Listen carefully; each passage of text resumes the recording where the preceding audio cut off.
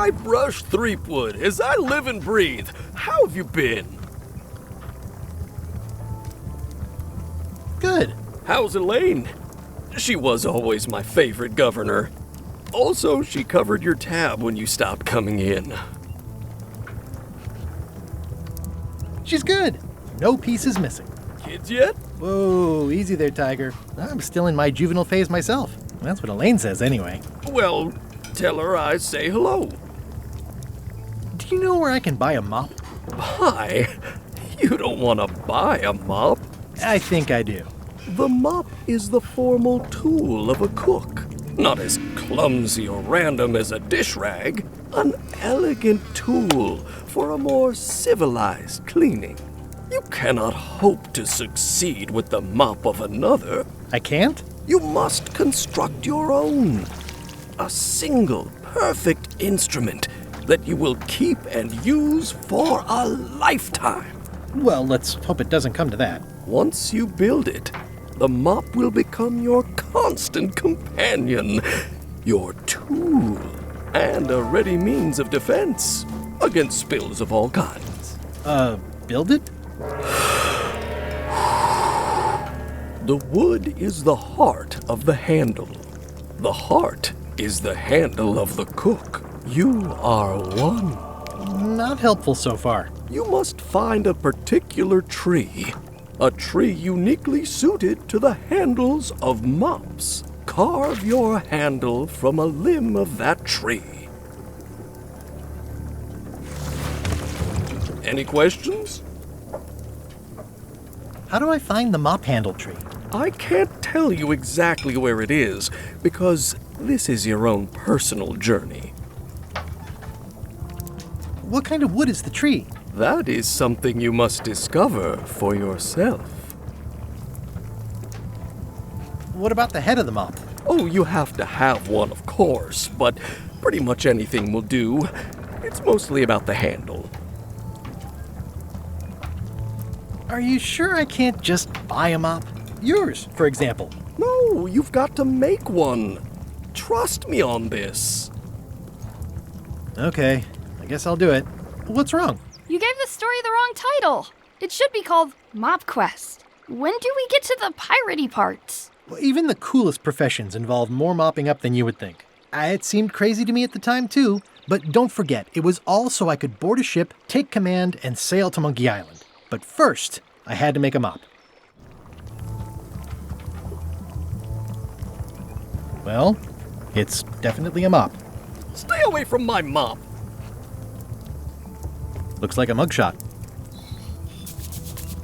The food is more exciting when you can smell the risk. It's amazing what you can achieve if you put your mind to it. And you have a packet of stick-on stars.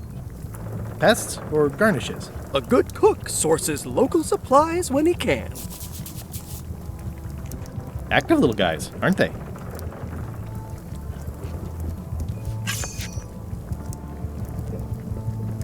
Pleasantly scorching hot. Ugh, I remember that stench as if it were yesterday.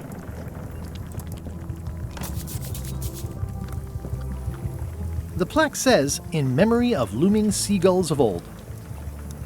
I think someone tried to secure a boat with this.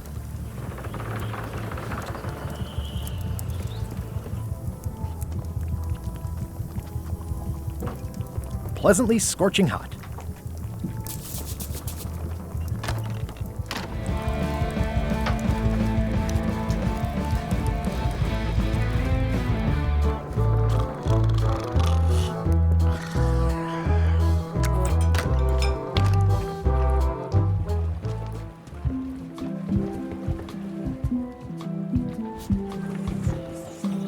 It's soft and extra fuzzy.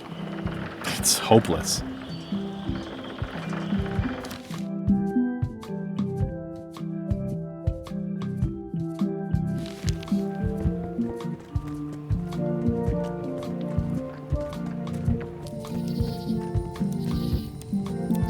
Hi again. Oh, those new pirate leaders are real jerks. They laughed at me, and they won't fund my expedition. Why didn't you warn me? Would you have listened? Of course. Okay, no, probably not.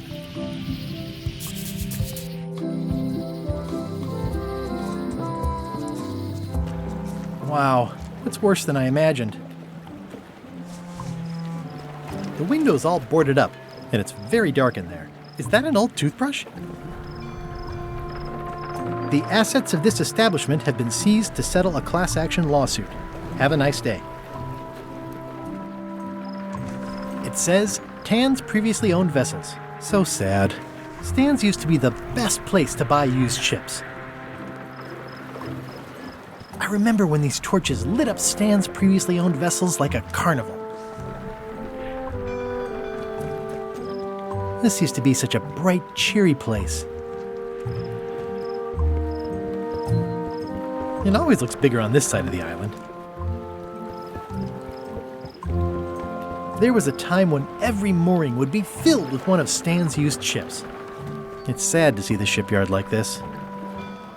Stan used this to clean his ships. It's all rusted out now. It's a dried up old sea sponge. It's good for relieving stress.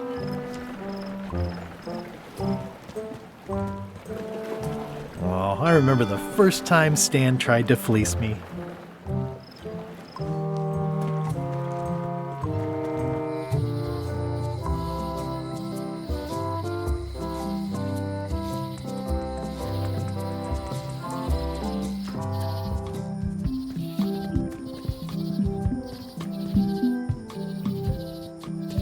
Oh, I used to love these when I was 6.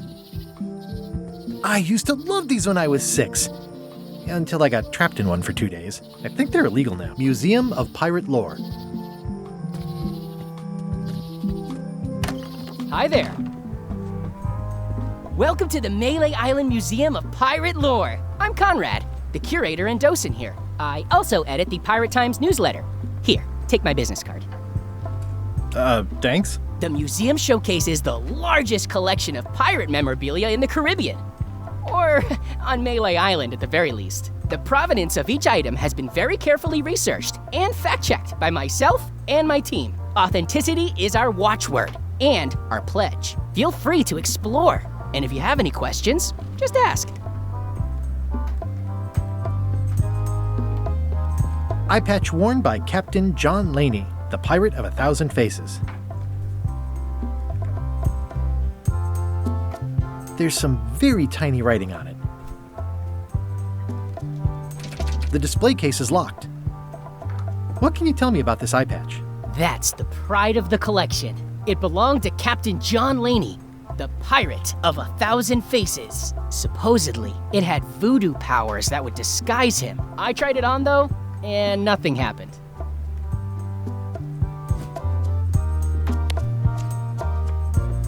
Well, the numbers are a little clearer, but still too tiny to read. That is a really big parrot. Wonder how many hands it's eaten. What do you feed it? Thieves, mostly. Good to know. It's a working parrot. I shouldn't bother it. Tell me about this hunk of wood.